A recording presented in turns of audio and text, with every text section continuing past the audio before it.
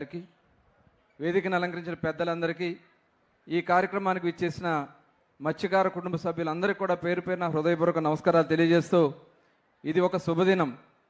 ఎందుకనంటే ఇవాళ రాష్ట్రంలో అనేక కష్టాలు ఇబ్బందులున్న మత్స్యకారులకి ఖచ్చితంగా ఏదైతే మనం చెప్పామో ఆ కార్యక్రమం చేయాలని చెప్పి ఈ రోజున దాదాపు 260 కోట్ల రూపాయలు మన కోసం ఖర్చు పెట్టి విడుదల చేయడానికి ఇక్కడ వచ్చిన సందర్భంగా ముఖ్యమంత్రి గారికి మత్స్యకార కుటుంబాలందరి తరఫున కూడా హృదయపూర్వక ధన్యవాదాలు తెలియజేస్తా ఉన్నా.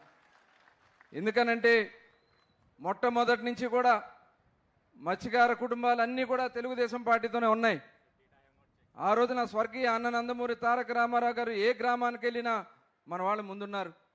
అలాగే మన కోసం ఆలోచించే ఏకైక నాయకత్వం కూడా గౌరవ ముఖ్యమంత్రి నారా చంద్రబాబు నాయుడు. ఆనాడు ఆయిల్ సబ్సిడీ వచ్చినా దానికి శ్రీకారం చుట్టింది నారా చంద్రబాబు నాయుడు గారి. మన కోసం రెసిడెన్షియల్ స్కూల్స్ వచ్చినా ఆ కార్యక్రమానికి శ్రీకారం చుట్టింది నారా చంద్రబాబు నాయుడు గారి. ఇవాళ మనం తీసుకున్నటువంటి ఏదైతే ఈ బ్యాన్ పీరియడ్ డబ్బులు మొట్టమొదటి కేవలం మనకు బియ్యం మాత్రమే ఇచ్చేవాళ్ళు, అవి కూడా సమయానికి వచ్చే కాదు. చంద్రబాబు నాయుడు గారు ఆలోచించి 4,000 రూపాయలతో స్టార్ట్ చేసుకున్నాం. గత ప్రభుత్వం 10,000 అని చెప్పి మాయ మాటలు చెప్పి చాలా ఎగ్గొట్టి చాలా మందికి ఏదో ఒక వంక పెట్టి కట్ చేశారు. కానీ ఇవాళ 130,000 మందికి ఇవాళ ఈ తీర ప్రాంతంలో ఉన్నటువంటి మత్స్యకార సోదరులకి ఇవాళ మనం ఈ కార్యక్రమాన్ని అందించడం కూడా జరుగుతోంది. అదే కాదు, 5 సంవత్సరాలు వాళ్ళు ఏమీ చేయలే, మనల్ని మాయ మాటలు చెప్తూ వచ్చారు. ఫిష్ ఆంధ్ర అన్నారు. ఫిష్ ఆంధ్ర పేదలతో 100 కోట్లు దోచుకున్నారు తప్ప మనకి ఎక్కడ కూడా దారి చూపించినటువంటి పరిస్థితి లేదు.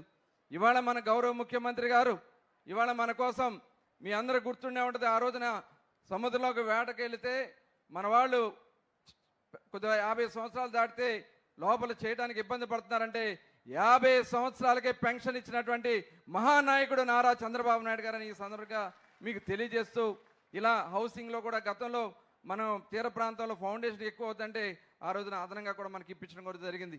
ఇలా మన గురించి ఆలోచించే నాయకుడు, మన కోసం ఉన్న నాయకుడు నారా చంద్రబాబు నాయుడు గారు.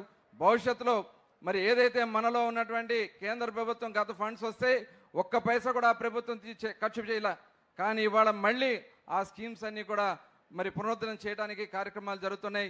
మన కోసం ఆలోచించే మన నాయకుడు మన ముందుకు వచ్చినందుకు వారికి అవకాశం ఇవ్వాలి. కాబట్టి ఈ అవకాశం కల్పించిన గౌరవ ముఖ్యమంత్రి గారికి, వేదికను అలంకరించిన పెద్దలందరూ కూడా హృదయపూర్వక నమస్కారాలు తెలియజేసుకుంటూ సెలవు తీసుకుంటా ఉన్నాను.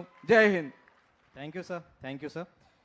ఇప్పుడు మన జిల్లా ఇన్ఛార్జ్ మినిస్టర్ శ్రీ కొండపల్లి శ్రీనివాసరావు గారికి మాట్లాడాల్సిందిగా కోరుతున్నాను. Thank you.